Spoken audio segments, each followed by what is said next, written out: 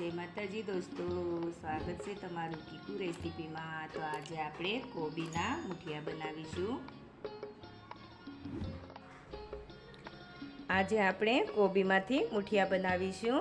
તો તેના માટે આ કોબીને ઝીણી ઝીણી ચોપરમાં ચોપ કરી લીધી છે। તમે ઝીણી ઝીણી કટિંગ પણ કરી શકો છો। મેં ચોપરમાં ચોપ કરીને લીધેલી છે અને આ 1 નંગ જેટલી ઝીણી એકદમ ડુંગળી સમારી લીધી છે। 1 નંગ જેટલું ટામેટું સમારી લીધું છે અને આ મકાઈના દાણા લીધેલા છે બાફેલા અને આ કોથમીરના પાન લીધેલા છે। તો હવે આપણે મુઠિયા બનાવીશું।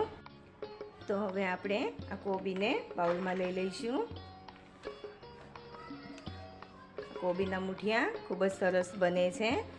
આ ડુંગળી ઝીણી સમારેલી છે તે પણ આપણે લઈ લઈશું।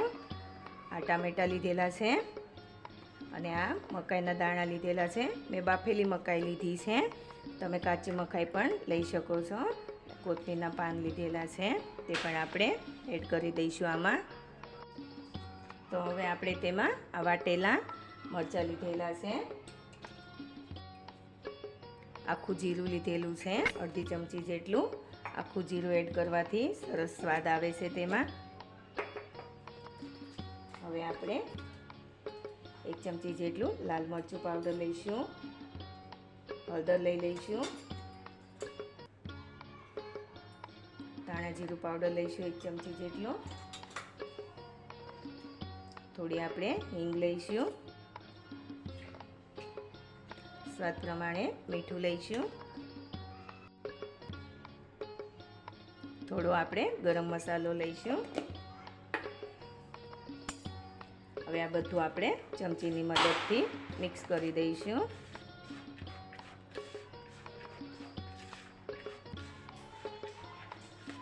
મિક્સ કરી દેવાનું છે આવી રીતના। હવે આપણે અડધું લીંબુ નીચોવી દઈશું, મિક્સ કરી લઈશું।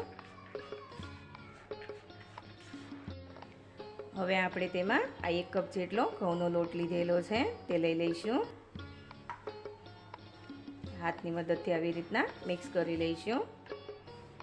હવે આપણે થોડું થોડું કરીને પાણી એડ કરીશું।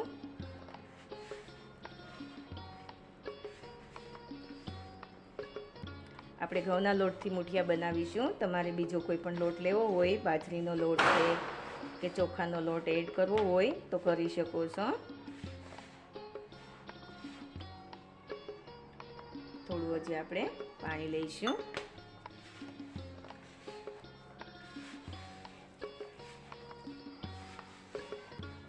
બરાબર મિક્સ કરીને આપણે લોટ બાંધી લઈશું।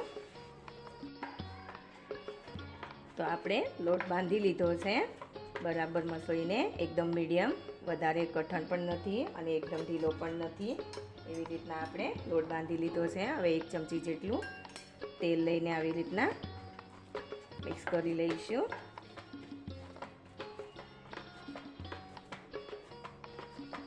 તો હવે આપણો લોટ તૈયાર થઈ ગયો છે। હવે આપણે આમાંથી મુઠિયા બનાવી લઈશું।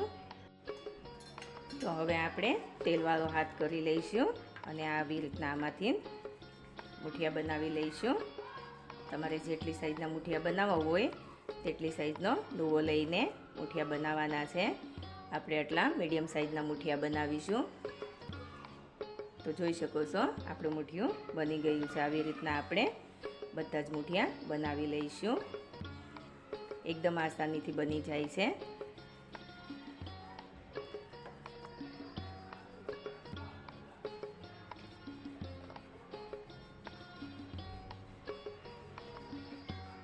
જોઈ શકો છો સરસ એવા આપણા મુઠિયા બની રહ્યા છે।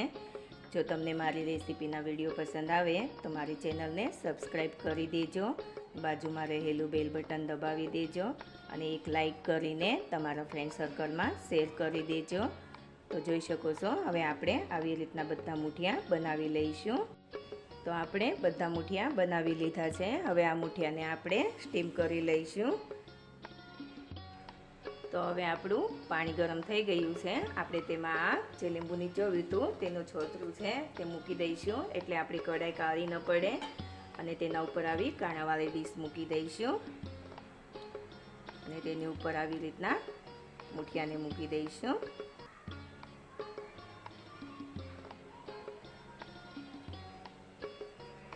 આ મુઠિયામાં તમે દૂધી પણ લઈ શકો છો, તમારે ગાજર લેવા હોય તો ગાજર પણ લઈ શકો છો, તમને મનગમતા વેજીટેબલ્સ તમે લઈ શકો છો.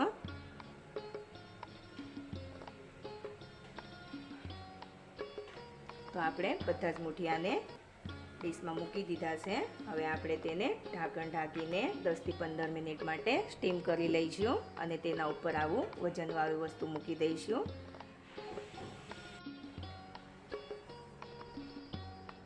તો 15 મિનિટ થઈ ગઈ છે. આપણે જોઈ લઈએ આપણા મુઠિયા સ્ટીમ થઈ ગયા છે. તે જોઈ શકો છો, સરસ એવા આપણા મુઠિયા સ્ટીમ થઈ ગયા છે.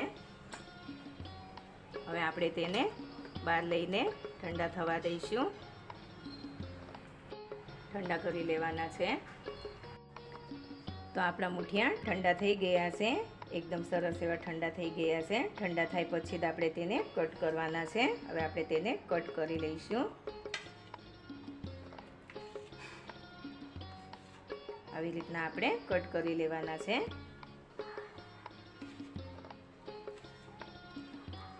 બધા જ મુઠિયાને આપણે કટ કરી લઈશું. એકદમ આસાનીથી કટ થઈ જાય છે. તમે જોઈ શકો છો, સરસ એવા આપણા પીસ બની રહ્યા છે. આવી રીતના આપણે બધા મુઠિયાને કટ કરી લઈશું. તો આપણે બધા મુઠિયાને કટ કરી લીધા છે. હવે આપણે મુઠિયાનો વઘાર કરી લઈશું. તો હવે આપણે 2 ચમચી જેટલું તેલ ગરમ કરવા રાખી દઈશું. તેલ ગરમ થાય એટલે આપણે તેમાં 1 ચમચી જેટલી રાઈ એડ કરીશું. તો આપણી રાઈ ફૂટવા લાગી છે. આપણે 1 ચમચી જેટલી હિંગ એડ કરી દઈશું. સફેદ તલ લીધેલા છે તે એડ કરી દઈશું. આપણા તલ પણ ફૂટવા લાગ્યા છે. હવે આપણે આ મુઠિયા વઘારમાં એડ કરી દઈશું. હલાવી લઈશું.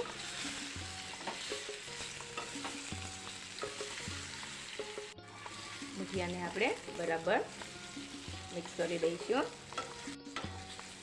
મુઠિયાને આપણે બરાબર મિક્સ કરી દઈશું. એકદમ હળવા હાથે મિક્સ કરવાના છે. હવે આપણે ઉપરથી કોથમીરના પાન એડ કરીશું અને આ સૂકા કોમરાની છીણ લીધેલી છે,